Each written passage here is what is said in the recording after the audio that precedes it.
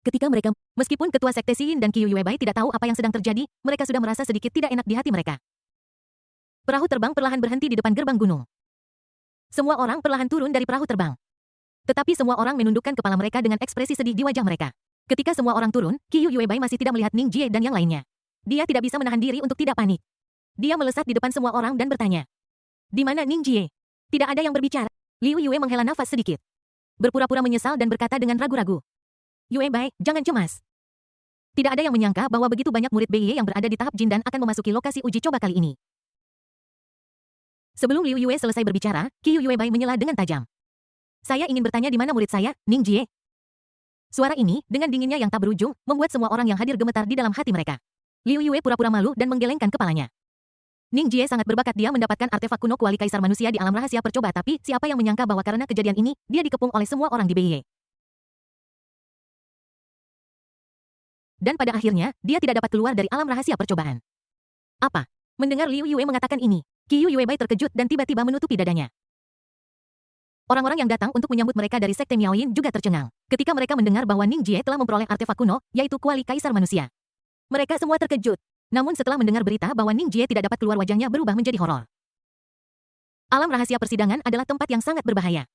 Dan lingkungannya sangat keras, dikatakan bahwa begitu Anda terjebak di alam rahasia persidangan hampir tidak ada kemungkinan untuk selamat. Ini telah menjadi rumor sejak zaman kuno. Itu benar tanpa terkecuali. Dan sekarang Ning Jie tidak bisa keluar. Dan ada kemungkinan besar dia akan mati. Semua orang di sekte Miaoyin tahu betapa pentingnya Ning Jie di hati Qiu Yuebai, tetapi sekarang Ning Jie telah jatuh, tidak ada yang tahu apa yang akan terjadi pada Qiu Yuebai.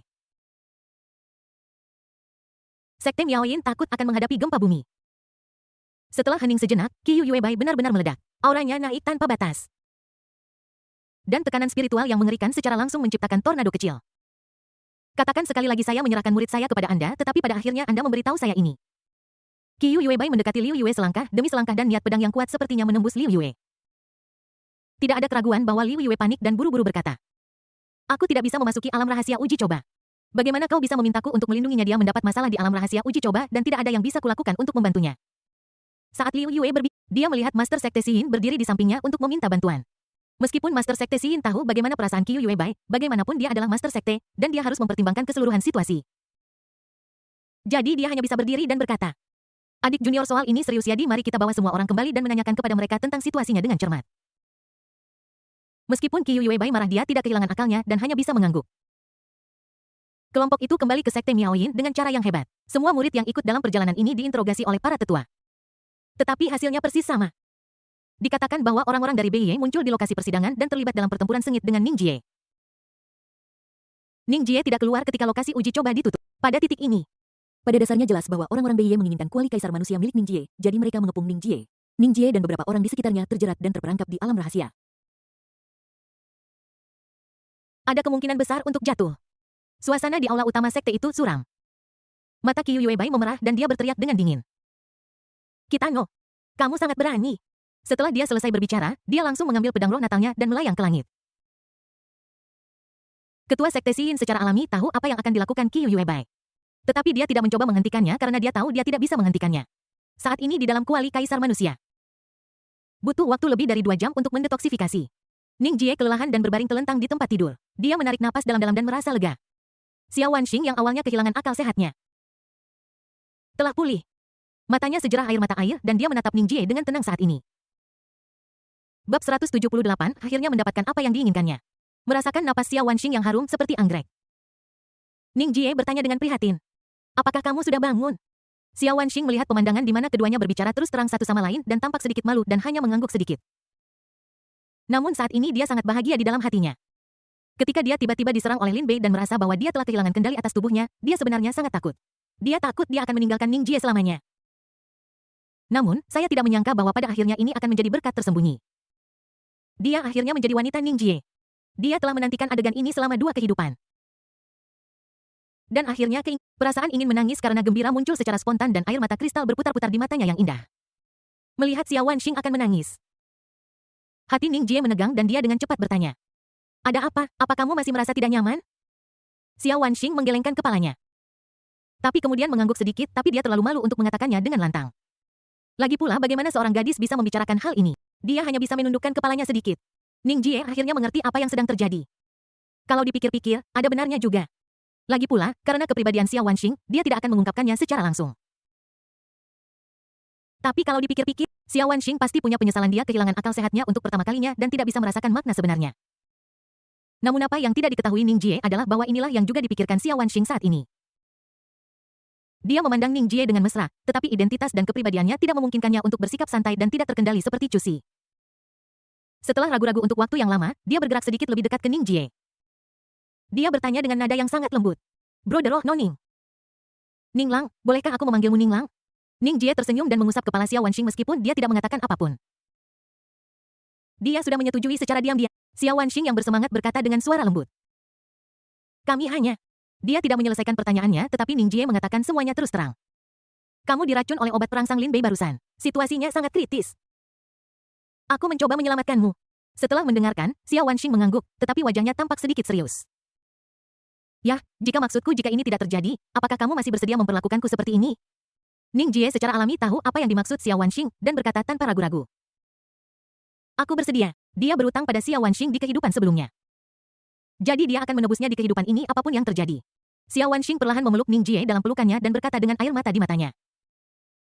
Cukup. Keduanya berpelukan untuk waktu yang lama. Dan Xiao Wanxing tiba-tiba bertanya pada Ning Jie di telinganya. Apakah di sini tempat kita berlatih kultivasi ganda? Ya, ada apa? Tapi tidak ada bak mandi atau sumber air panas di ruangan ini. Bagaimana kita bisa berlatih kultivasi? Pertanyaan aneh Xiao Wanxing langsung membuat tanda tanya yang tak terhitung jumlahnya muncul di benak Ning Jie. Apakah ada hubungan yang diperlukan di antara mereka? Xiao Wanxing menatap Ning Jie dan berkata dengan serius. Tentu saja ada, bukankah kultivasi ganda tentang keselarasan sempurna antara cinta dan air, lalu bagaimana kita bisa melanjutkan tanpa air? Setelah mendengar analisis Xiao Wanxing yang beralasan dengan baik, Ning Jie berpikir itu masuk akal untuk sesaat. Namun, dia langsung bereaksi dan mengerutkan kening. Kita sama sekali tidak berada di saluran yang sama. Xiao Wanxing tampak bingung dan cemberut seperti gadis kecil yang polos. Apa maksudmu? Ning Jie tidak tahu bagaimana menjelaskannya untuk sesaat. Jadi dia hanya berkata, lupakan saja, sepertinya kamu tidak punya ingatan sama sekali. Sulit untuk dijelaskan. Tetapi latihan membuatnya lebih jelas. Kata-kata tiba-tiba ini membuat Xiao Wanxing sedikit kewalahan untuk sesaat, dan dia bergumam. Tapi, sebelum Xiao Wanxing menyelesaikan kata-katanya, Ning Jie menariknya dan berkata dengan tegas. Jangan bilang tapi, praktik adalah satu-satunya kriteria untuk menguji kebenaran.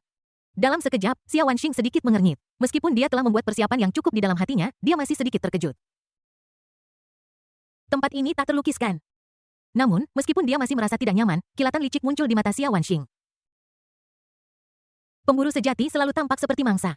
Dengan kecerdasannya, bagaimana mungkin dia tidak mengetahui hal-hal ini? Alasan mengapa dia bertingkah sangat bodoh adalah karena dia terlalu malu untuk mengatakannya dengan lantang, jadi dia hanya bisa menggunakan metode ini untuk mengisyaratkan sesuatu dan membuat Ning Jie menyerah. Dan Ning Jie seperti yang diharapkan memakan umpan. Pada saat yang sama, suara sistem terdengar di benak Ning Jie. Gigitan. Selamat kepada host karena berhasil menekan keberuntungan sang putra keberuntungan. Keberuntungan putra keberuntungan kali ini adalah 2000 dan host dapat menggunakan plus 500 poin bakat. Catatan tingkat keberuntungan putra keberuntungan saat ini telah turun menjadi putih. Pak peningkatan kultivasi besar X1. Akan dibuka. Buah spiritual 5 elemen tanda kali satu. Catatan mengambil buah spiritual ini dapat menciptakan Yuan Ying 5 elemen beresonansi dengan langit dan bumi dan mengendalikan semua jalan. Kotak hadiah keterampilan tingkat surga tanda kali 1, Ning Jie yang sedang bersemangat juga sedikit terganggu. Sistem anjing ini sudah lama tidak merespons. Kukira sudah mati. Aku tidak menyangka ini akan menjadi hit besar begitu muncul. Tanpa ragu-ragu, dia langsung menggunakan paket peningkatan budidaya skala besar. Langsung meningkatkan kultivasinya ke kesempurnaan agung alam jin dan. Pada saat ini Ning Jie merasa penuh kekuatan. Bahkan jika dia bertarung dengan Huang Hao sekarang, dia bisa mengalahkan Huang Hao dengan satu tangan tanpa menggunakan kuali kaisar manusia. Buah spiritual 5 elemen. Kedengarannya hebat dan itu hal yang bagus. Adapun kotak buta seni bela diri. Ning Jie sebenarnya tertarik. Dia bertanya-tanya teknik seni bela diri macam apa yang akan diajukan, jika dia bisa menghasilkan teknik kultivasi ganda. Bukankah itu akan sangat tepat? Ini tepat waktu untuk digunakan. Memikirkan hal ini, Ning Jie dengan cepat memanggil sistem. Tuan rumah, apakah Anda ingin membuka kotak buta teknik ini? Ya. Selamat kepada host karena telah mendapatkan teknik tingkat surgawi. Divine Finger Knot menggunakan teknik ini, kedua jari host dapat terpesona. Dan energi spiritual dapat dikumpulkan di ujung jari, sangat meningkatkan efektivitas tempur kedua jari. Setelah mendengar nama teknik ini, Ning Jie tertegun sejenak. Apa-apaan ini? Apakah mereka memintaku untuk menjadi Lord Kato Oto yang legendaris? Ning Jie benar-benar ingin mengembalikan barang itu, tetapi setelah dipikir-pikir, dia memutuskan untuk menyimpannya. Lagi pula, itu adalah keterampilan tingkat surgawi. Bagaimana jika itu mungkin berguna dalam pertempuran? Seperti kata pepatah, selalu baik untuk memiliki banyak keterampilan. Merasakan Ning Jie berhenti, Xia Wanxing mengerutkan kening dan ingin mengingatkan Ning Jie. Tetapi ketika dia merasakan perubahan dalam aura Ning Jie, dia tiba-tiba menyadari. Ternyata Ning Lang mengalami terobosan selama kultivasi ganda. Kalau begitu kita tidak boleh mengganggu. Tunggu saja sampai terobosannya selesai. Tidak ada konsep waktu di dalam kuali Kaisar Manusia. Tidak ada yang tahu berapa banyak waktu telah berlalu sebelum Ning Jie menutupi Xia Wanxing dengan selimut. Kemudian dia membuka pintu dan keluar untuk mencari udara segar. Dia berjalan-jalan di sekitar halaman duduk di dekat taman dan memukuli pinggangnya yang sakit. Namun tiba-tiba ada sesuatu yang terasa salah. Dia berdiri dan melihat bangku di dekat taman lalu mendongak ke ruang di atas kepalanya merasa sangat bingung. Secara logika, tidak akan ada perubahan cuaca seperti hujan di ruang dalam kuali Kaisar Manusia, kan? Bab 179 Gadis di Gerbang Gunung. Pada saat ini di Sekte Miaoyin. Saat berita menyebar bahwa Ning Jie dan beberapa murid inti lainnya telah meninggal di alam uji coba rahasia, banyak orang terkejut. Apa, saudara muda Ning? Dia meninggal bagaimana? Ini mungkin dia adalah seorang jenius dengan akar spiritual kelas atas dan eliksir emas 7 warna. Bagaimana dia bisa mati di alam rahasia? Ini sangat sulit dipercayai tetapi Penatua Liu Yue mengatakannya sendiri dan semua murid yang pergi bersamanya juga mempertanyakannya dan mereka semua mengatakan hal yang persis sama.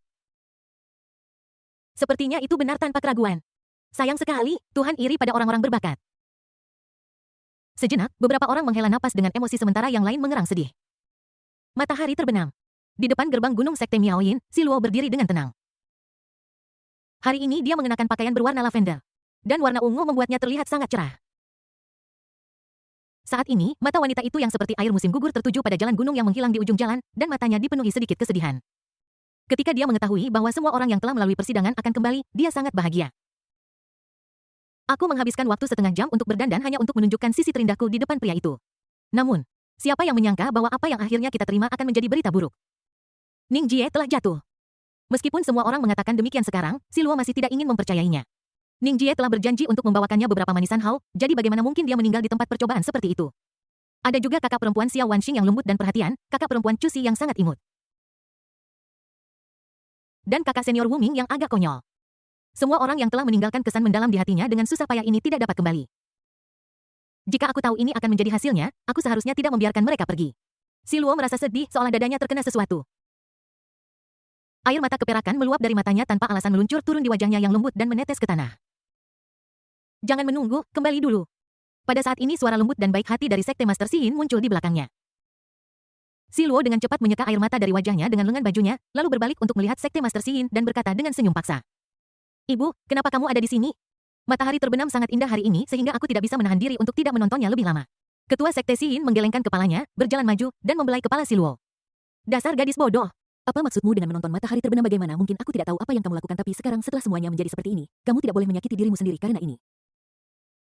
Si Luo masih tertawa dan membantah. Ibu, apa yang kau bicarakan? Aku baik-baik saja. Aku hanya... Tetapi sebelum dia menyelesaikan kata-katanya, Ketua Sekte Yin menyela dirinya. Baiklah. Aku sudah membesarkanmu sejak kau kecil, bagaimana mungkin aku tidak tahu pikiran kecilmu? Jika kau menyukai seseorang maka itulah. Bagaimana dia tahu kalau kau tidak menunjukkannya dengan Ketua Sekte Yin secara alami sangat mengenal karakter Si Luo. Gadis ini masih terlalu berkemauan keras. Mendengar apa yang dikatakan oleh Ketua Sekte Yin, Si Luo tahu bahwa dia tidak perlu berpura-pura lagi. Senyum di wajahnya membeku dan kemudian dia melemparkan dirinya ke pelukan Ketua Sekte Yin dan menangis terseduh-seduh. Tapi ibu, aku benar-benar tidak bisa menerimanya. Dia berjanji padaku bahwa Master Sekte Yin tidak mengatakan apapun. Dia hanya menepuk punggung Si Luo dengan lembut dan menghela nafas sedikit. Tidak ada yang ingin mendengar berita buruk seperti itu, tapi sekarang setelah semuanya menjadi seperti orang-orang yang masih hidup harus bergembira. Angin malam bertiup lembut. Mengeringkan air mata di wajah Si Luo. Dia jarang menangis dalam hidupnya, dan kali ini untuk Ning Jie. Tidak apa-apa ibu, aku baik-baik saja sekarang, aku akan mencari kakak senior Heksi.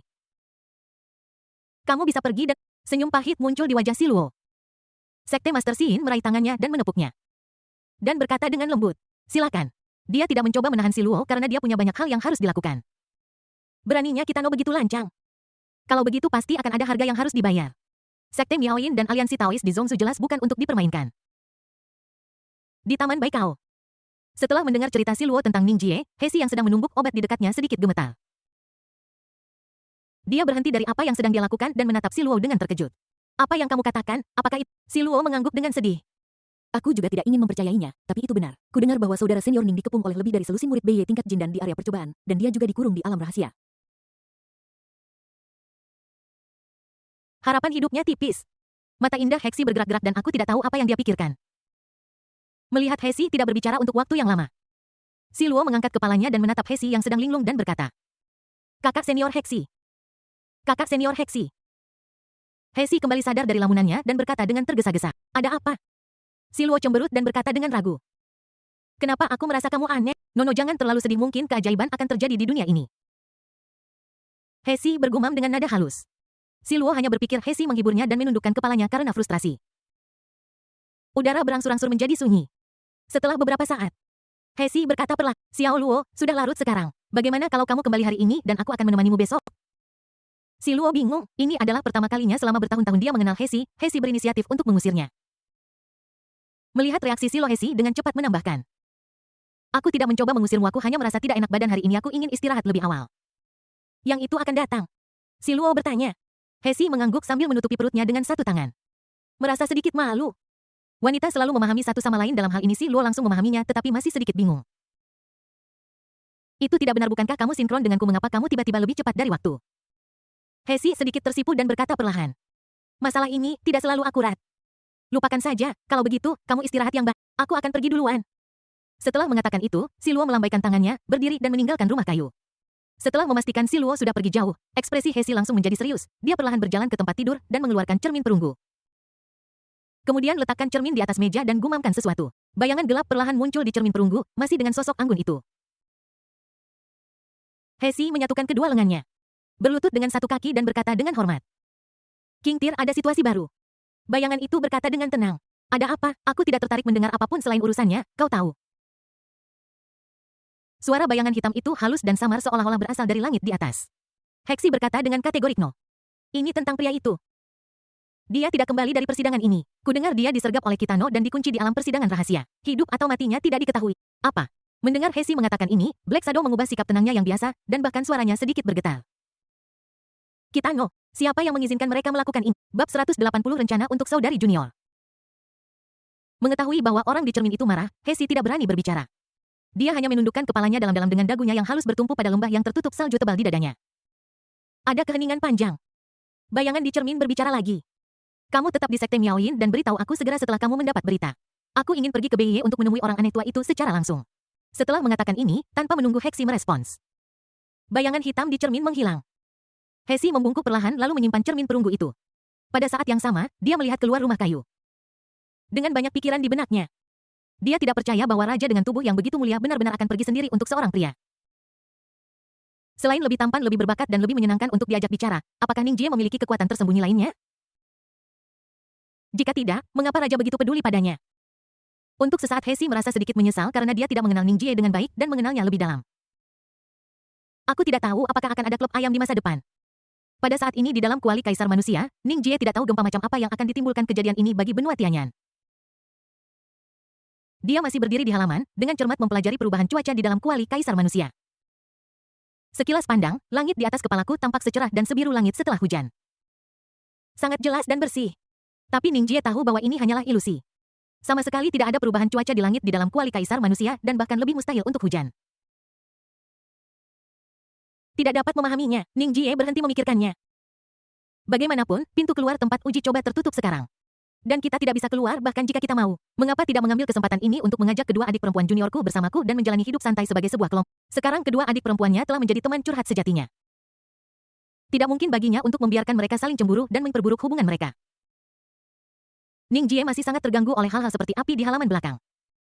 Oleh karena itu, jika kita dapat mengambil kesempatan ini untuk membuat Xiao Wanxing dan Chu Xi mengesampingkan permusuhan mereka dan hidup dalam harmoni, itu akan menjadi sempurna. Meskipun ini tampak agak sulit, Ning Jie memiliki keyakinan besar. Karena dia punya cukup waktu. Di dalam kuali Kaisar Manusia, 1 hari berlalu di dalam sementara hanya 1 jam berlalu di dunia luar, jadi jika Ning Jie ingin melaksanakan rencana besar ini, dia akan punya banyak waktu. Memikirkan hal ini, Ning Jie merasa bahwa ini adalah kesempatan yang bagus. Tentu saja sebelum itu, ada satu hal yang sangat penting untuk dilakukan, yaitu membagi area. Cakupan Istana Kaisar Manusia ini memang sangat luas, membentang ribuan mil dari timur ke barat.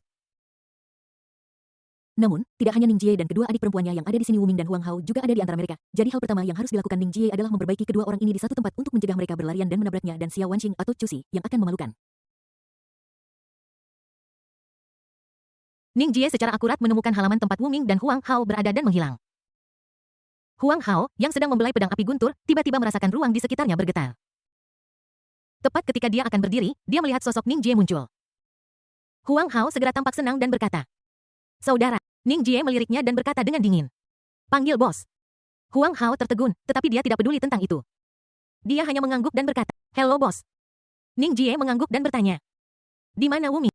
Huang Hao menunjuk ke sayap barat dan berkata, "Pria pendiam itu dia pergi bertapa untuk berlatih begitu dia masuk. Dan dia bahkan mengatakan bahwa dia akan menjadi seorang pria secepat angin setelah dia menguasai step forward. Setelah saya pikir dia benar-benar seperti orang gila." Wu Ming pergi ke pengasingan yang menyelamatkan banyak masalah. Ning Jie berkata langsung, "Kenapa kamu tidak pergi ke pengasingan dan melatih pedang api gunturmu juga?" Huang Hao melambaikan tangannya dengan panik. Tidak perlu terburu-buru. Saya merasa ruang di dalam kuali kaisar manusia ini terlalu ajaib. Saya ingin menjelajahinya lebih. Wajah Ning Jie tiba-tiba berubah muram. Berkata dengan dingin, "Entah kamu tetap mengasingkan diri atau aku akan Baik." Huang Hao tercengang dan hanya bisa mengangguk setuju lalu masuk ke rumah dengan malu. Setelah berurusan dengan Huang Hao, Ning Jie langsung memanggil kodok emas tua enam, mengeluarkan eliksir tingkat keempat dan melemparkannya ke berkata, "Dan kamu, pergi ke pengasingan juga." Saat Ning Jie menghilang, penghalang tirai cahaya biru muncul tepat di halaman, memisahkan 3 orang di dalamnya. Tanpa Ning Jie membuka penghalang, mereka tidak bisa keluar. Setelah melakukan semua ini, Ning Jie merasa jauh lebih santai. Sekarang laut cukup lebar untuk ikan melompat dan langit cukup tinggi untuk burung terbang. Coba pikirkan ruang besar yang penuh musim semi ini di mana setiap tempat bisa menjadi medan perang. Ini benar-benar luar biasa. Karena tidak ada pergantian antara siang dan malam di kuali kaisar manusia, bahkan jika Xiao Wanxing tidur untuk waktu yang lama, saat dia bangun hari masih siang. Kecuali Ning Jie masih di sisinya. Masih terjaga dalam kesakitan. Ning Jie bertanya dengan khawatir. Xiao Wanxing memandang Ning Jie dengan kebencian di wajahnya dan sedikit malu pada saat yang sama. Orang ini bagaimana dia bisa begitu tidak tahu malu? Jangan bilang padaku. Xiao Wanxing cemberut. Ning Jie tersenyum acuh tak acuh. Kamu sudah menjadi wanitaku. Kenapa kamu masih malu-malu? Ayo pergi, aku akan mengajakmu ke sumber air panas untuk menghilangkan lelahmu dan berjalan-jalan menghirup udara segar. Setelah mengatakan itu, sebelum Xiao Wanxing dapat bereaksi, Ning Jie meraih ke dalam selimut dan menggendong Xiao Wanxing keluar seperti seorang putri. "Turunkan aku, pakaianku." Melihat Xiao Wanxing meronta, Ning Jie menamparkan pantatnya. Xiao Wanxing merasakan sakit dan kemudian menjadi jauh lebih patuh dengan menyembunyikan kepalanya di lengan Ning Jie. Dalam sekejap, dia tiba di sumber air panas. Xiao Wanxing merasa sedikit malu karena belum pernah ada pria di sisinya saat dia mandi. Saat ini dia memeluk dadanya dengan tangannya, meremas lembah bersalju di dadanya menjadi bentuk yang membanggakan. Ning Jie tidak peduli tentang itu dan langsung melompat turun. Dalam sekejap, Xiao Wanxing merasakan sakit yang tajam di pantatnya. Cusi, yang berada jauh di loteng, sedang menyaksikan pemandangan di pemandian air panas dengan mata membara, gigi terkatup dan ekspresi marah di wajahnya. Dia mengepalkan tinjunya, hatinya dipenuhi emosi. "Kamu benar-benar Ning Jie yang baik, kamu benar-benar berubah-ubah. Hanya dalam 1 hari singkat, kamu telah menyukai Xiao Wanxing 3 kali berturut-turut tanpa mempertimbangkan perasaanku sama sekali. Aku tidak akan pernah berbicara denganmu lagi." Cusi berkata diam-diam. Merasa sangat dirugikan. Dahulu kala Ning Jie hanya akan memperlakukannya seperti ini, tetapi sekarang, dengan Xiao Wanxing sebagai pilihan, apakah Ning Jie tidak lagi tertarik padanya?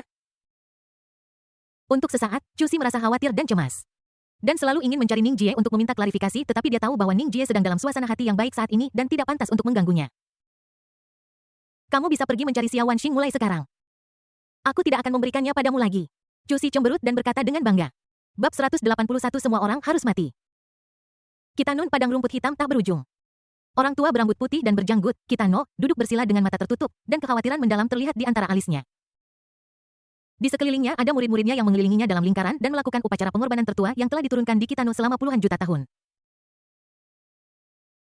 Dalam 2 hari terakhir, Merkitano mencoba setiap metode yang mungkin, tetapi masih tidak dapat menghubungi Huang Hao. Terakhir kali Huang Hao menghubunginya, dia mengatakan bahwa alam rahasia percobaan akan segera ditutup. Sekarang tampaknya Huang Hao terjebak di alam rahasia percobaan. Namun, Huang Hao hanyalah seorang murid Jindan dan orang tua Beye tidak akan berusaha keras untuknya. Namun untuk beberapa alasan orang tua Kitano memiliki firasat buruk di hatinya. Jadi dia mengorbankan seorang gadis muda dari suku Kitano untuk memprediksi keberuntungan atau kesialan. Tiba-tiba, lelaki tua Kitano yang tenggelam dalam ramalan membuka matanya. Dia berseru. Bencana itu datang dari tenggara. Para murid saling pandang. Tidak tahu apa yang dibicarakan oleh lelaki tua Kitano. Tenggara adalah wilayah dinasti Xia Agung, tetapi saat ini efektivitas tempur pasukan mereka jauh lebih rendah daripada Beye.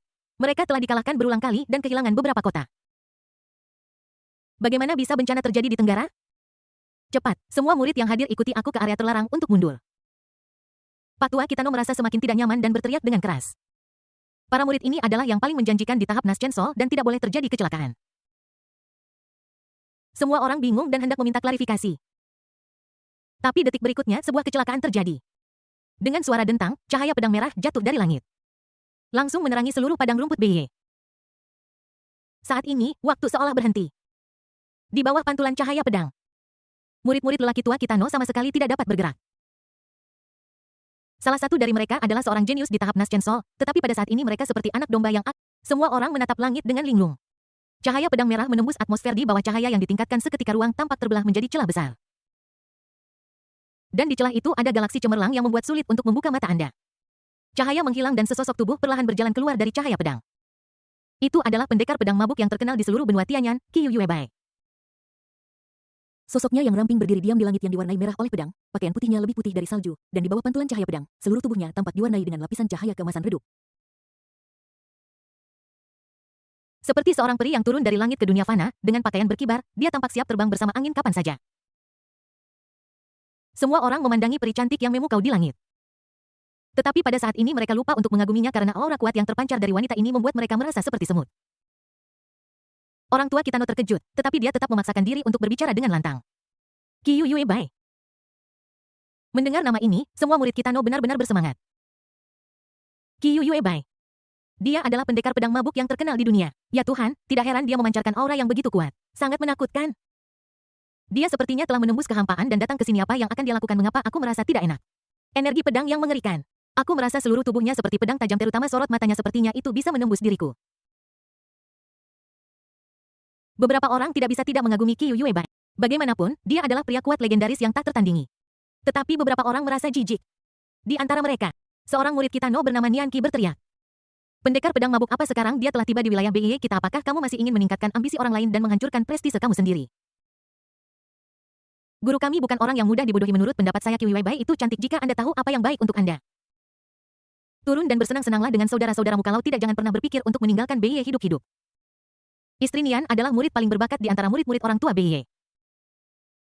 Dan juga yang termuda di tahap Naschen Soul. Sebagai hasilnya dia bersikap sangat tidak terkendali khususnya dalam urusan antara pria dan wanita. Melihat kecantikan tiada taraf Qiyu Yuebai pada saat ini, ate perak di benaknya telah mengambil alih pikirannya.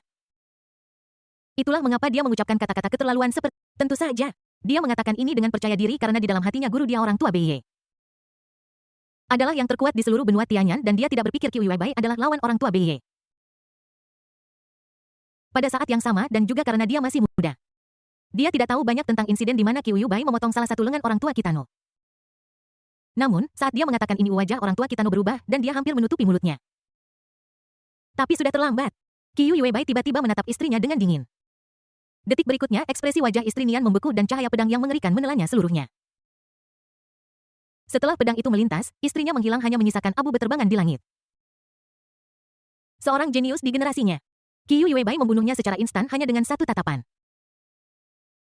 Terlebih lagi, berdasarkan situasi bahwa lelaki tua Kitano berada tepat di sebelahnya, dia bahkan tidak memiliki sedikit pun pikiran untuk menyelamatkan, karena dia tahu bahwa tidak perlu. Selama seluruh proses ini, Qiyu Yuebai tidak bergerak sama sekali kecuali matanya. Semua orang terkejut dan membuka mulut mereka begitu lebar sehingga seolah-olah mereka bisa membunuh seorang jenius Yuan Ying hanya dengan sekali lirikan semudah bernapas baginya. Kalau begitu wanita ini terlalu menakutkan. Tidak ada yang berani berbicara di tempat kejadian. Satu-satunya suara adalah angin yang bertiup melintasi padang rumput dan suara detak jantung semua orang yang semakin cepat. Wajah lelaki tua Kitano berkerut dan dia berkata dengan sakit hati. Qiyu Yuebai, kamu bertindak terlalu jauh. Berlebihan. Qiyu Yuebai menunjukkan seringai tipis di wajahnya, menatap Old Man BY dengan mata membara. Dan berkata dengan tegas, Anda mengirim murid-murid Anda ke alam rahasia percobaan untuk mencelakai murid-murid saya terlebih dahulu, dan sekarang Anda mengatakan saya bertindak terlalu jauh. Aku akan menunjukkan padamu. Setelah mengatakan itu, Qiyu Yuebai langsung mengangkat pedang Tianfeng, pedang spiritual bawaannya, dan mengarahkannya ke langit.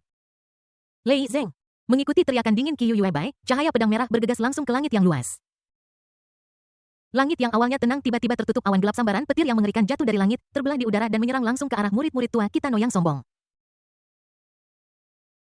Berhenti. Orang tua Kitano benar-benar panik dan dengan cepat mengangkat cambuk domba di tangannya untuk melawan.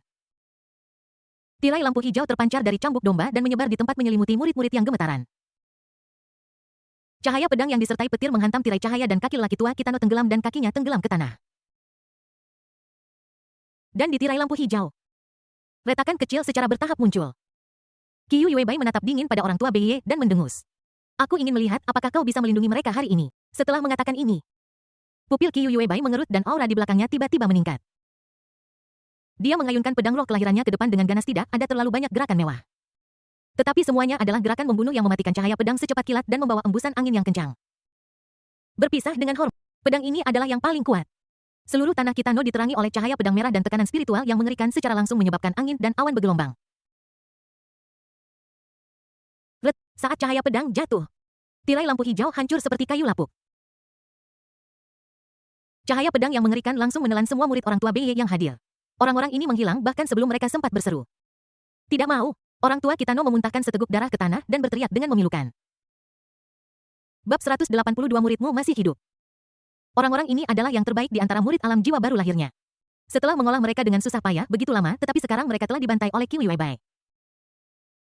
Siapa yang tahan pukulan seperti itu? Pada saat yang sama, lelaki tua Kitano memandang Qiu Yuebai dengan mata penuh keheranan dan ketidakpercayaan. Dia tidak mengerti, Qiu Yuebai hanya kehilangan beberapa murid, jadi mengapa dia melakukan perjalanan ribuan mil ke Beiye untuk membalas dendam?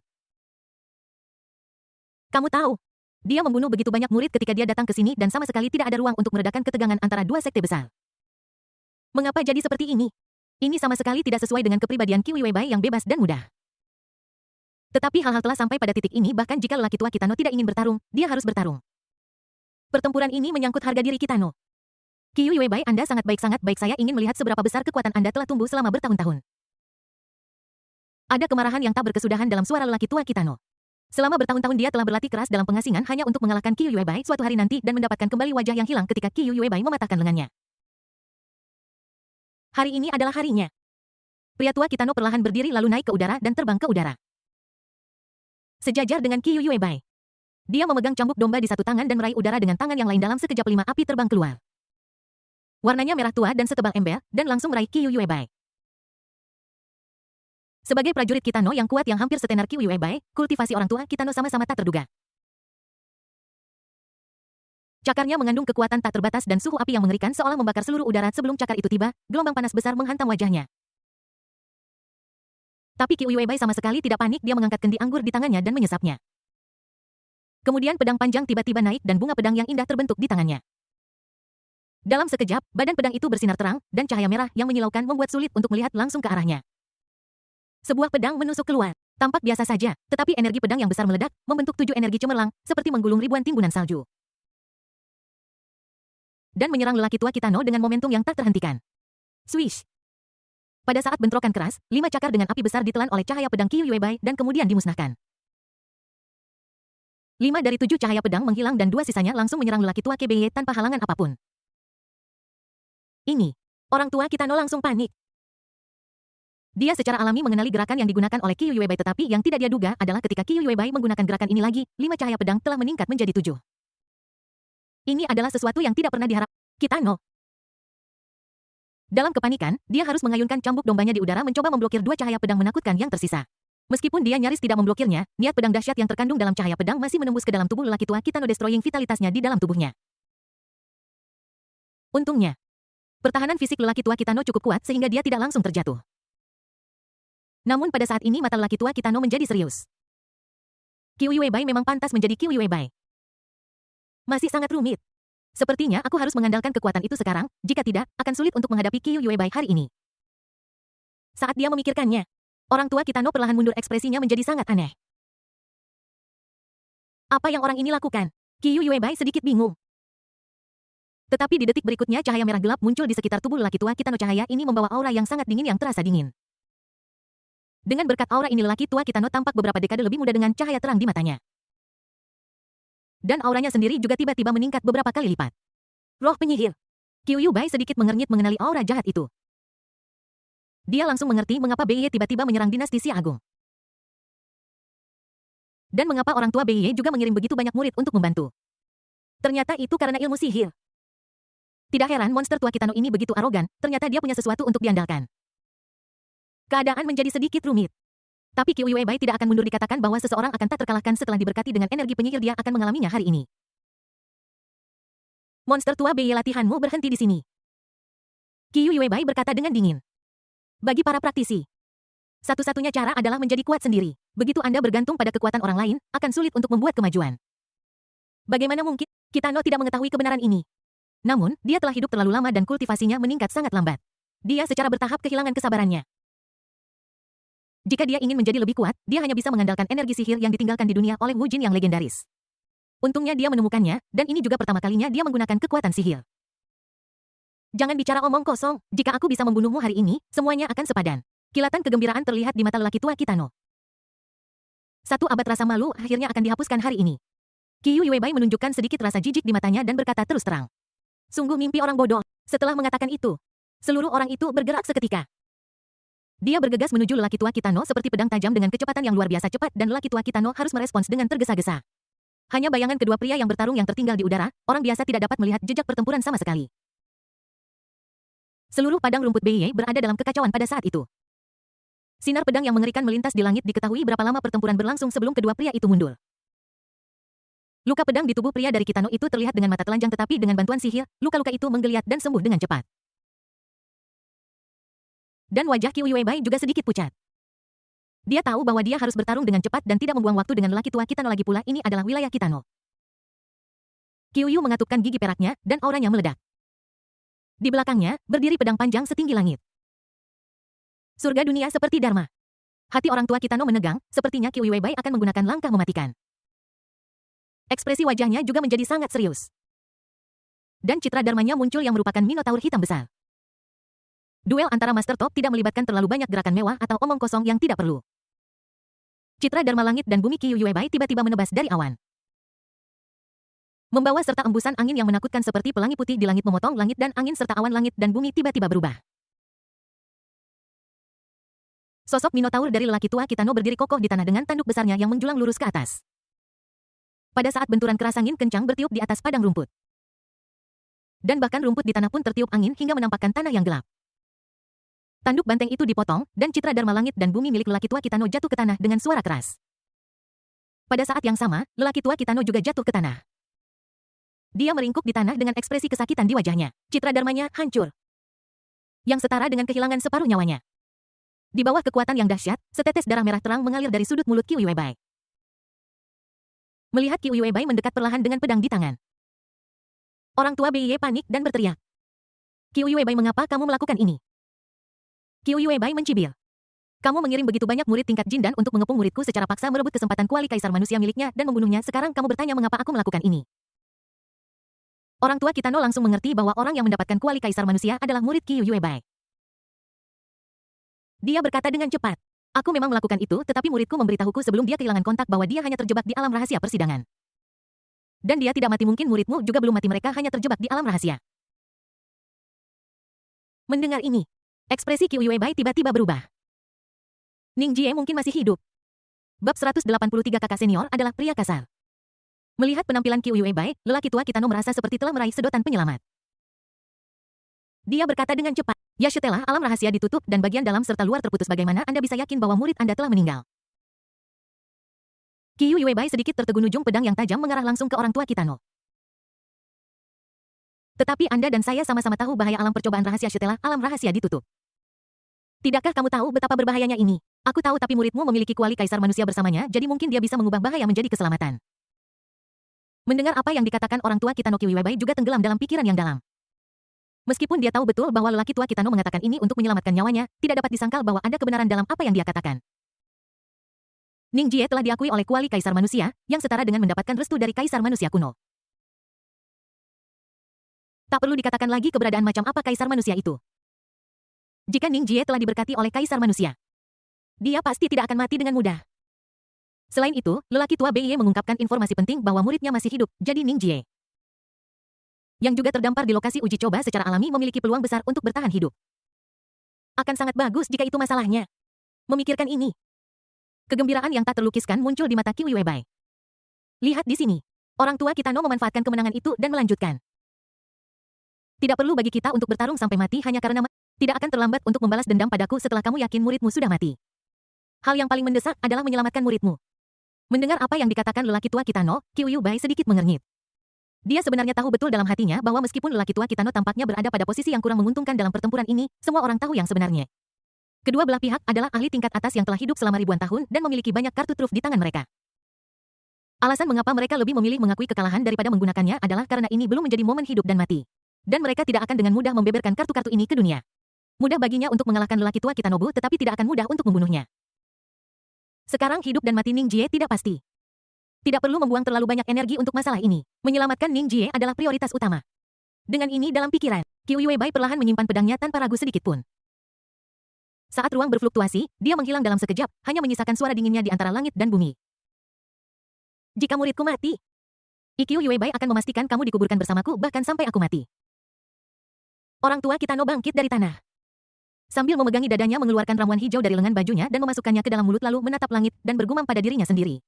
Setelah ratusan tahun pelatihan keras, aku masih tidak bisa mengalahkan dia bahkan dengan kekuatan seorang penyihir monster macam apa wanita ini. Di dalam kuali kaisar manusia. Karena perbedaan kecepatan aliran waktu lebih dari 2 bulan telah berlalu pada saat ini. Selama 2 bulan ini, Ning Jie mengajak Xiao Wanxing dan Cusi untuk melakukan banyak hal bersama termasuk memotong kayu naik kuda dan berkeliling dunia kecil di dalam kuali kaisar manusia. Tentu saja saya sering tidak tahu mereka hidup seperti orang biasa tanpa kultivasi dan hal-hal lain. Yang harus mereka lakukan setiap hari hanyalah menemani Ning Jie. Awalnya, Xiao Wanxing dan Cusi bersaing untuk mendapatkan dukungan. Tidak peduli siapa di antara mereka yang disukai Ning Jie. Yang lain akan cemburu dan tidak bahagia. Namun lambat laun, keduanya menyadari bahwa mereka bukan tandingan Ning Jie dalam kekuatan bertarung dan memilih untuk menyerah. Dengan cara ini, akibatnya, hubungan antara keduanya dengan cepat menjadi harmonis. Dan sekarang, mereka seperti dua saudara perempuan. Saat ini, pegunungan hijau sangat indah. Ning Jie menunggang kuda putih. Xiao Wanxing duduk di depan. Dan Cusi duduk di belakangnya. Mereka bertiga menunggang kuda dan bermain di kaki gunung hijau. Ning Jie secara alami memiliki pertimbangannya sendiri untuk mengatur Xiao Wanxing di depan dan Cusi di belakang. Bagaimanapun skala Cuxi ada di sana. Pada saat ini menghadapi perubahan mendadak Ning Jie di belakangnya, dia secara alami tahu apa yang sedang terjadi. Dan wajahnya menjadi agak kesal. Mengapa Ning Lang tidak bisa puas? Aku baru saja memberikannya padanya sebelum aku keluar, mengapa jadi seperti ini sekarang? Ini sangat tak tertahan. Xiao Wanxing merasa sedikit kesal di dalam hatinya, tetapi dia masih sangat senang membantu Ning Jie mengatasi ketidaknyamanan fisiknya. Namun karena ruang di punggung kuda terlalu kecil, Xiao Wanxing merasakan sedikit sakit di pantatnya. Ketiganya berhenti di halaman rumput di kaki gunung. 2 ekor kelinci sedang makan rumput dengan hati-hati di kejauhan. Ning Jie melirik kedua adik perempuannya dan tersenyum tipis. Apakah Anda ingin makan kelinci panggang? Saya akan menangkapnya dan memanggangnya untuk Anda. Cusi mengedipkan mata bulatnya yang besar dan berkata dengan polos. Kelinci itu sangat lucu. Bagaimana bisa kamu hanya makan satu kakak, tolong tangkap keduanya. Setelah berbulan-bulan dirawat siang dan malam oleh Ning Jie, kondisi mental Cusi sangat baik dan kedua pipi kecilnya sangat merah. Ning Jie dengan lembut mengetuk alis Cusi dan berkata sambil tersenyum. Kamu sangat nakal. Setelah mengatakan itu, dia mengeluarkan busur panjang dari punggung kudanya dan menangkap 2 kelinci dalam satu gerakan. Dia tidak menggunakan kekuatan spiritual apapun tetapi cara paling primitif untuk menangkap. Saudara sangat luar biasa. Xiao Wanxing dan Cusi bersorak pada saat yang sama yang membuat Ning Jie merasa sangat puas. Mengesampingkan itu, kepuasan seorang pria terkadang sesederhana dipuji kamu hebat luar biasa. Jarum yang bagus. Itu saja. Setelah bercanda, Xiao Wanxing dan Cusi mengajukan diri. Ayo pergi cari kayu bakar dan nyalakan api, Kak. Ning Jie menunjuk ke rumput di sampingnya dan berkata. Tidak perlu. Kalian pergi duduk dan istirahat sebentar, biar aku yang mengerjakan pekerjaan kasar semacam ini. Xiao Wanxing cemberut dan balas. Kakak, ini bukan orang kasar. Ning Jie menatap Xiao Wanxing dengan penuh arti. Lalu tersenyum jahat. Dari beberapa sudut pandang, kakak senior juga orang yang kasar, bukan? Xiao Wanxing tidak bereaksi untuk sementara waktu, tetapi pengemudi tua Cuxi sudah tertawa terbahak-bahak hingga tubuhnya berguncang. Dia berkata sambil tertawa. Saudara, jangan malu. Xiao Wanxing langsung bereaksi dan berkata dengan genit. Saudara, kamu sangat buruk. Aku tidak ingin memperdulikanmu. Setelah mengatakan itu, dia meraih lengan Cusi dan mereka berdua berjalan menuju belakang lereng bukit. Kamu mau kemana? Mereka berdua menjawab pada saat yang sama. Wanita itu benar-benar aneh. Mereka bahkan berpegangan tangan saat pergi ke toilet. Ning Jie bergumam pada dirinya. Namun, melihat kedua wanita itu hidup dalam harmoni dan persahabatan yang erat, dan cinta persaudaraan mereka yang mendalam, Ning Jie masih tersenyum penuh arti. Jika mereka terus akur seperti ini, berbagi tempat tidur dan tidur bersama hanyalah masalah waktu. Ada satu bab lagi yang akan diperbarui nanti. Saya cukup sibuk hari ini. Bab 184 Wu Jin menghilang. Meskipun, kematian Ning Jie yang tiba-tiba membuat banyak orang di sekte Miaoyin merasa tidak nyaman, bagi Lin Bei, itu seperti tahun baru. Hari-hari ini, tanpa kehadiran Ning Jie, tidak ada seorang pun yang menentangnya. In addition, dengan menghilangnya Wu Ming, Xiao Wanxing dan Cusi, murid-murid baru dengan bakat yang lebih baik, status Lin Bei secara bertahap meningkat. Puncak Chengyin dari Sekte Miaoyin. Pertemuan para tetua sekte sedang diadakan saat ini. Meskipun sekelompok murid baru paling berbakat meninggal di tempat percobaan, semua orang sangat sedih tentang hal itu. Tetapi sekte tersebut masih harus melanjutkan warisan. Sekarang kompetisi seni bela diri dunia semakin dekat, setiap orang harus membuat beberapa penempatan dan pengaturan. Kompetisi seni bela diri dunia adalah kegiatan yang sangat penting di dunia kultivasi di benua Tianyan. Dan ini sudah populer sejak zaman Kaisar Manusia kuno. Acara ini diadakan setiap 100 tahun. Ini adalah pertemuan penting yang memamerkan kekuatan berbagai sekte dan suku. Semua kekuatan besar akan mengirimkan generasi muda mereka untuk berpartisipasi. Dan mereka akan berusaha sekuat tenaga. Tentu saja sebelum ini, setiap sekte akan memilih seorang putra suci sebagai peserta. Namun, dalam 5 atau 600 tahun terakhir sejak Qiu Yuebai, mereka yang memenangkan kejuaraan dalam kompetisi seni bela diri semuanya adalah orang suci Buddha dari negara kuno Galan di wilayah barat. Ini tentu saja merupakan pukulan besar bagi aliansi Tao. Untungnya, kali ini semua sekte besar telah menghasilkan beberapa bakat luar biasa, seperti Ning Jie dari Sekte Miaoyin, Wang Qilin dari Sekte Tianjian. Ini membuat semua sekte besar di Zhongzhou memiliki harapan besar untuk kompetisi seni bela diri dunia ini setelah semua tidak ada yang ingin ditindas oleh keledai botak di wilayah barat. Namun sekarang Ning Jie benar-benar telah mati membuat Sekte Miaoyin merasa kehilangan. Melihat para tetua semua tampak khawatir. Sekte Master Xin menghela napas sedikit dan berkata, siapapun yang ingin bertarung bisa berbicara, jangan membuat suasana begitu menyedihkan. Para tetua saling memandang satu sama, tidak tahu harus berkata apa untuk sesaat. Awalnya semua orang mengira bahwa berdasarkan bakat Ning Jie, dia pasti akan meraih posisi teratas dalam percobaan ini. Dan kemudian mereka akan membiarkan Ning Jie pergi ke area terlarang untuk menerima warisan dari pemimpin pertama Sekte Miaoyin. Setelah itu tentu saja dia akan menjadi putra suci dan mewakili Sekte Miaoyin di kompetisi seni bela diri dunia. Tapi sekarang, semuanya berantakan. Tepat saat itu Liu Yue, yang sedang duduk di sisi kiri kursi berbicara. Dia berdiri dan membungkuk sedikit kepada ketua sekte Si Yinten berkata perlahan. Sekarang kontes seni bela diri dunia semakin dekat, semua sekte besar hampir menentukan putra suci mereka sendiri dan melakukan pelatihan khusus, tentu saja Sekte Miaoyin saya tidak bisa ketinggalan. Hanya saja dalam situasi ini sekelompok jenius telah tumbang dan penatua Qiu Yuebai tidak memiliki kabar, ini memang pukulan besar bagi Sekte Miaoyin kita. Tapi saya pikir semakin banyak kasus ini terjadi, semakin cepat kita harus mengkonfirmasi putra suci dan menerima warisan generasi pertama dari Sekte Master sehingga Sekte Miaoyin kita tidak akan terlalu jauh tertinggal dari yang lain dalam kompetisi seni bela diri dunia. Setelah mendengar analisis panjang lebar Liu Yue, para tetua saling memandang. Meskipun sebagian besar dari mereka memiliki hubungan yang buruk dengan Liu Yue, mereka harus mengakui bahwa apa yang dia katakan memang masuk akal. Murid jenius itu sudah jatuh. Jika ini berlarut-larut, Sekte Miaoyin hanya akan semakin tertinggal dalam kompetisi seni bela diri dunia. Kerugian yang lebih besar. Memikirkan hal ini, para tetua juga sedikit mengangguk. Setelah berpikir sejenak, ketua sekte Si Yin perlahan menatap Liu Yue dan bertanya. Lalu menurut apa yang dikatakan tetua Liu, siapa yang harus Sekte Miaoyin kita tunjuk sebagai putra suci? Liu Yue berkata tanpa ragu. Lin Bei. Setelah mengatakan ini, dia melihat sekeliling ke semua orang dan menambahkan dengan suara nyaring. Aku tahu bahwa banyak orang di sini memiliki pendapat tentang murid Lin Bei, tapi aku ingin bertanya kepada semua orang. Apakah ada pilihan yang lebih baik saat ini? Kalimat ini membuat beberapa tetua yang hendak membantah menjadi bingung. Memang Lin Bei jauh lebih rendah daripada Ning Jie baik dalam karakter maupun bakat. Dia bahkan memiliki pengalaman konyol dengan iblis yang belum berubah. Jika dia menjadi putra suci Sekte Miaoyin dan mewakili Sekte Miaoyin untuk berpartisipasi dalam kompetisi antara banyak orang yang hadir tidak akan setuju.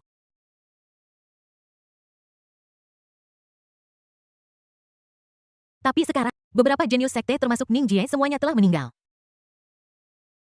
Meskipun Lin Bei bukan orang yang menjanjikan, dia memang memiliki akar spiritual kelas atas dan kultivasinya juga tidak buruk, dan memang kandidat yang paling cocok untuk menjadi putra suci saat ini.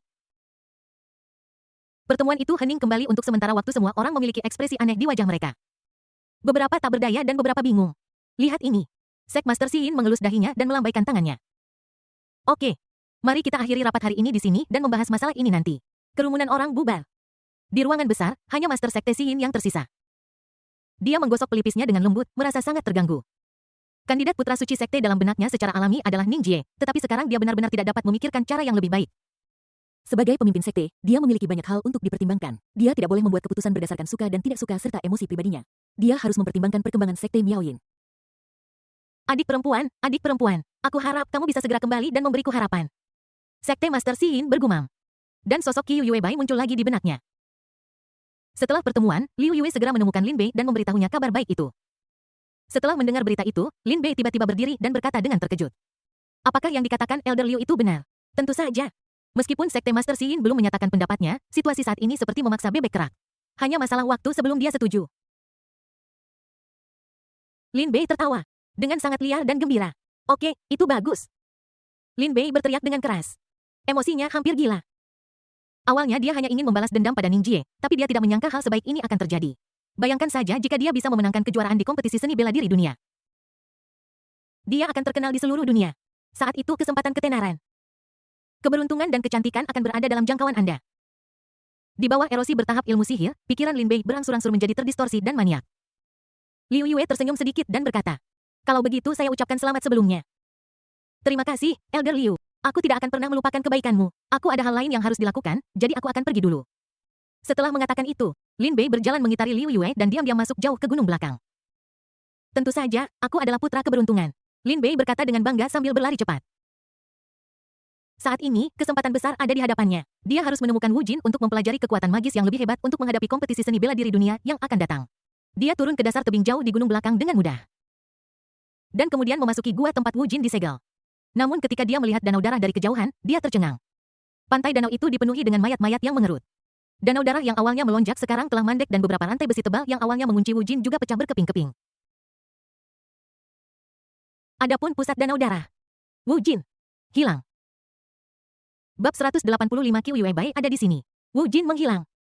Lin Bei berdiri di sana dengan bodoh, ekspresi bersemangat di wajahnya berangsur-angsur mengeras. Tidak ada yang bisa memprediksi bencana seperti apa yang akan dibawa oleh kaburnya dewa jahat kuno yang tersegel ke dunia, tetapi Lin Bei tidak terlalu khawatir tentang hal itu. Lagi pula, ada orang tinggi yang menopang langit jika jatuh. Ada begitu banyak ahli tingkat atas di benua Tianyan, dan urusan Wu Jin dapat sepenuhnya diserahkan kepada mereka untuk ditangani. Apa yang dikhawatirkan Lin Bei sekarang adalah dirinya sendiri. Dia kehilangan perlindungan Shen Yaoguang dan akhirnya berhasil bergantung pada orang hebat kuno Wu Jin. Tetapi sekarang Wu Jin menghilang tanpa sepatah kata pun. Tidak ada keraguan bahwa ini adalah pukulan besar. Tanpa pelindung yang kuat, kecepatan kultivasinya akan sangat berkurang. Dan dia tidak akan lagi memiliki begitu banyak keterampilan dan kekuatan supernatural yang hebat. Lin Bei bingung sejenak. Namun setelah lama terdiam, Lin Bei mengepalkan tinjunya dan ekspresi wajahnya berangsur-angsur rileks. Dia sudah bisa menerima itu. Wu Jin memang menghilang. Namun, dia memilih untuk bekerja sama dengan Wu Jin untuk menghadapi Ning Jie. Dan sekarang Ning Jie sudah mati.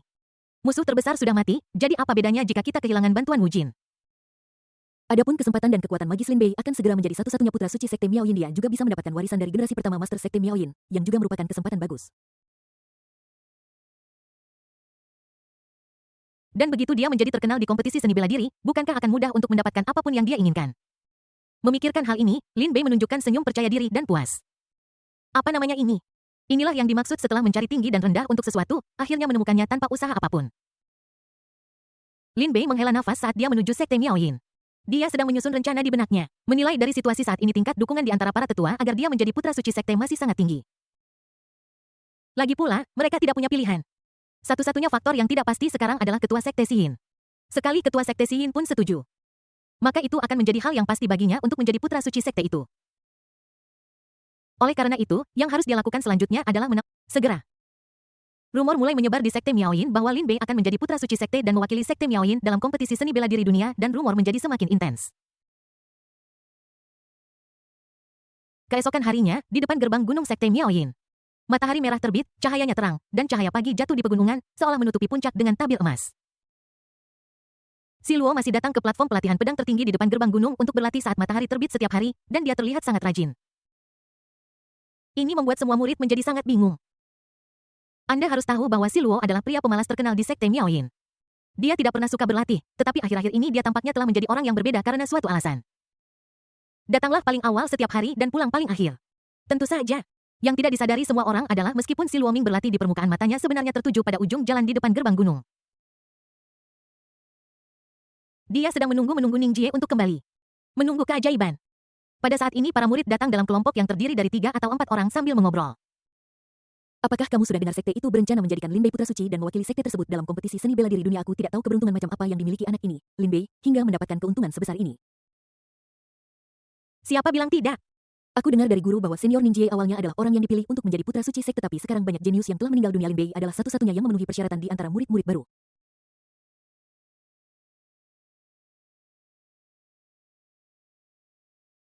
Tidak ada yang bisa saya lakukan.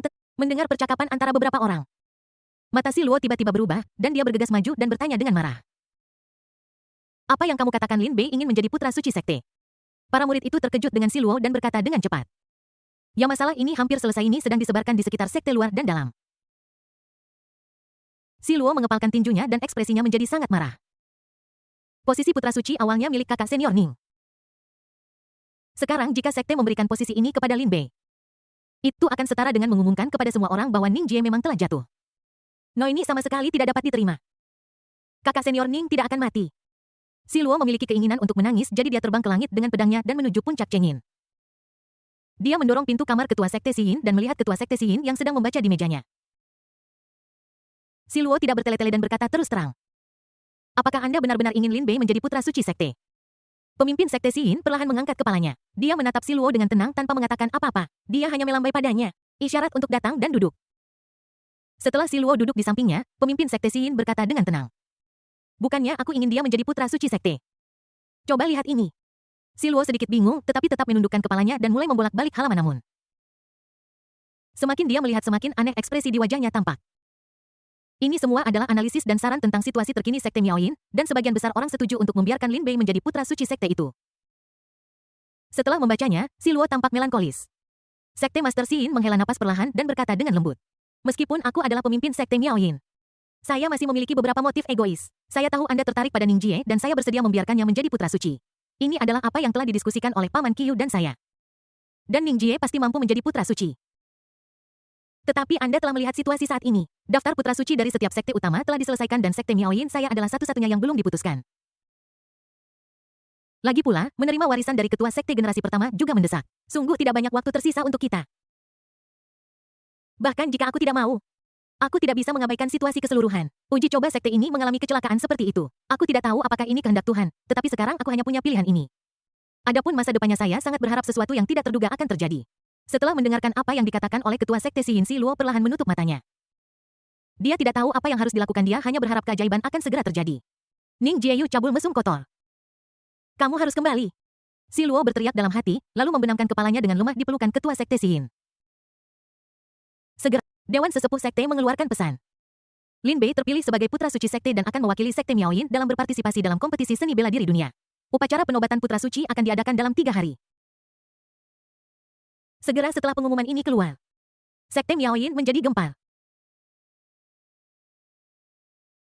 Pada saat yang sama, di atas bukit barat yang luas, seberkas cahaya pedang merah menembus langit. Cahaya pedang menghilang dan sosok yang sangat anggun muncul di bumi hangus yang dihancurkan oleh guntur. Matanya seperti bintang. Dan dia perlahan menunduk ke tanah percobaan misterius ini. Qiyu Yuebai, ini dia datang. Bab 186, syukurlah kau masih hidup. Kemanapun kau melihat, kau bisa melihat tanah hangus yang dirusak oleh petir. Sudah hujan. Meskipun tunas baru di tanah setelah tunas hijau yang penuh vitalitas ini juga membuat Qiyu Yuebai lebih berharap. Murid, saya harap saya tidak terlambat. Qiyu Yuebai menarik napas dalam-dalam dan berbicara perlahan. Waktu yang mereka habiskan bersama dalam 2 kehidupan ini telah membuatnya memahami posisi Ning Jie di hatinya. Metode mental mendasar yang dia praktikkan adalah sutra hati gadis Giok. Dia seharusnya tenang dan berbakti pada Tao. Tetapi Ning Jie masuk ke dalam hidupnya dan membuatnya merasakan kebahagiaan yang belum pernah terjadi sebelumnya. Dia hanya bisa mencintai satu orang dalam hidupnya, dan begitu dia membuat pilihan, dia tidak bisa mengubahnya. Dan Ning Jie adalah pria takdir yang telah dia pilih di dalam hatinya. Oleh karena itu, selama masih ada secercah harapan untuk menyelamatkan Ning Jie, dia tidak akan menyerah. Ada keheningan antara langit dan bumi. Qiyu Yuebai menatap pintu masuk tempat uji coba yang telah menghilang, dan perlahan mengangkat pedang Tianfeng, pedang roh kelahirannya. Saat ini, dia telah mengubah ekspresi kasual dan tidak fokusnya yang biasa dan tampak sangat serius. Pedang ini dimaksudkan untuk memotong ruang. Dia belum pernah mencobanya sebelumnya, tetapi dia tahu betul dalam hatinya betapa besar tantangannya itu. Meskipun dia adalah pendekar pedang mabuk yang terkenal di benua Tianyan, dia tidak yakin. Bagaimanapun, ruang dan waktu adalah 2 hal paling misterius di dunia. Begitu seseorang dapat mengendalikan 2 hal ini, dia dapat bersaing dengan langit dan bumi dan bersinar bersama matahari dan bulan. Sejak zaman kuno, tak terhitung pembangkit tenaga listrik teratas telah ingin menembus ruang dan naik menjadi abadi. Tetapi mereka semua gagal pada akhirnya dan menderita reaksi yang sangat besar yang menyebabkan kematian mereka. Seperti inilah kaisar manusia kuno itu. Adapun alasan di balik ini tidak ada yang tahu, ini juga merupakan rahasia yang tak terucapkan di antara para pembudidaya top di benua Tianyan. Dan sekarang, meskipun Qiyu Yuebai tidak melakukannya dengan menerobos udara dan naik, itu melakukan hal yang sama. Betapa sulitnya menembus ruang angkasa. Bahkan jika berhasil, tidak ada yang tahu dampak seperti apa yang harus ditanggung. Namun sekarang demi Ning Qiyu Yuebai tahu bahwa dia harus melakukannya meskipun dia tahu itu tidak mungkin. Pada saat ini dia menutup matanya sedikit. Pedang panjang itu menggambar busur yang indah di langit dan menggantung tinggi di depan matanya. Ketika dia membuka matanya lain kali, auranya naik tanpa batas dan energi spiritual dalam ribuan mil di sekitarnya dengan panik melonjak ke arahnya dengan Qiyu Yuebai sebagai pusatnya. Tekanan spiritual pusat yang besar menyebabkan antisiklon berputar dengan cepat searah jarum jamrok putih Qiyu berkibar tertiup angin. Dan lengan bajunya berkibar seperti peri yang turun ke bumi. Dan di luar masa udara dingin dan hangatnya bertemu. Dan perbedaan tekanan menyebabkan energi spiritual naik dengan cepat. Cuaca yang awalnya cerah tiba-tiba bergulung dengan awan gelap, badai petir pasir, beterbangan dan bebatuan antara langit dan bumi. Dan hujan deras tiba-tiba turun. Dengan gunung barat sebagai jajaran pegunungan, seolah-olah lubang hitam muncul di langit di atas. Menghubungkan lubang hitam dan gunung barat adalah pilar tekanan spiritual yang mengerikan yang mengamuk antara langit dan bumi seperti badai pasir. Beberapa ribu meter di luar Xishan, banyak orang memperhatikan pemandangan ini dan sangat terkejut hingga tidak bisa menutup mulut mereka. Tidak ada yang tahu apa yang terjadi di Xishan. Belum lama ini, badai petir melanda dan merusak seluruh Xishan. Sekarang, tidak ada yang tahu apa yang telah terjadi hingga menyebabkan fenomena mengerikan di langit dan bumi. Namun, di tengah badai tekanan spiritual, mata Akizuki setenang air. Dia mengerahkan semua kekuatan spiritual di tubuhnya dan mengumpulkannya di pedang Tianfeng. Pedang ini akan menjadi pedang terkuat yang pernah dia gunakan dalam hidupnya. Hanya kesuksesan yang diperbolehkan, kegagalan tidak diperbolehkan. Pedang angin merah dibawa berkat kekuatan spiritual yang sangat kuat. Bersinar cukup terang untuk bersinar seterang matahari. Broken Moon. Qiyu Yuebai mendengus dingin dan pedang Tianfeng menciptakan pelangi panjang antara langit dan bumi. Pada saat ini waktu seolah berhenti, cahaya pedang yang menembus langit dan bumi menembus atmosfer, energi pedang tiba-tiba meningkat. Langsung membelah ruang menjadi celah besar. Dan di celah itu sebenarnya ada tempat untuk percobaan. Tidak hanya itu. Ada juga jurang yang dalam sepanjang dan selebar 1000 meter di tanah. Tidak ada keraguan bahwa Qiyu Yuebai berhasil. Dia menembus ruang angkasa dengan tubuh fananya. Pada saat yang sama, sebuah resonansi besar terdengar di atas langit tak berujung. Suara ini seperti guntur dan auman ribuan binatang buas. Mengejutkan. Semua orang di benua Tianyan. Tidak peduli di mana mereka berada, merasakan kejutan di hati mereka seketika, tetapi tidak ada yang tahu apa yang terjadi. Hanya di langit di atas gunung barat. Petir merah datang dari langit dan langsung menuju Qiyu Yuebai. Petir merah ini mengandung aura yang mendebarkan seolah-olah dapat menghancurkan segalanya di dunia ini. Qiyu mengatupkan gigi peraknya. Wajahnya muram. Tentu saja, apa yang akan datang akhirnya datang. Ini mungkin harga dari menembus ruang angkasa. Reaksi keras dari surga memang pantas diterima. Namun, Qiyu Yuebai tidak menyerah dan menunggu kematian. Sebaliknya, dia tiba-tiba mengangkat pedang Tianfeng dan menusukkan ujung pedang langsung ke arah petir merah yang jatuh dengan cepat. Saat ujung pedang bertabrakan dengan petir, raungan yang bergema di seluruh langit dan bumi pecah. Bagaikan petir dari langit biru. Mengejutkan. Gelombang udara yang mengerikan menyebar liar ke segala arah dan energi besar yang terkandung di dalamnya seolah menghancurkan segala sesuatu di dunia. Detik berikutnya, tubuh pedang merah dari pedang Tianfeng, pedang roh kelahiran Qiyu Yuebai yang telah bersamanya selama 1000 tahun di benua Tianyan, hancur lapis demi lapis seperti tanah kering yang dihancurkan. Pedang spiritual kelahiranku hancur. Pada saat yang sama darah merah terang perlahan mengalir keluar dari sudut mulut Qiyu Yuebai. Dia tiba-tiba menutupi dadanya dengan tangannya. Tidak dapat bertahan lebih lama lagi dan perlahan jatuh dari langit seperti layang-layang dengan tali putus. Tidak ada keraguan bahwa dia terluka. Dan itu adalah cedera terburuk yang pernah dideritanya. Inilah konsekuensi dari menderita reaksi keras dari surga. Saat berada di kuali kaisar manusia, Ning Jie tiba-tiba merasakan fluktuasi spasial dari dunia luar.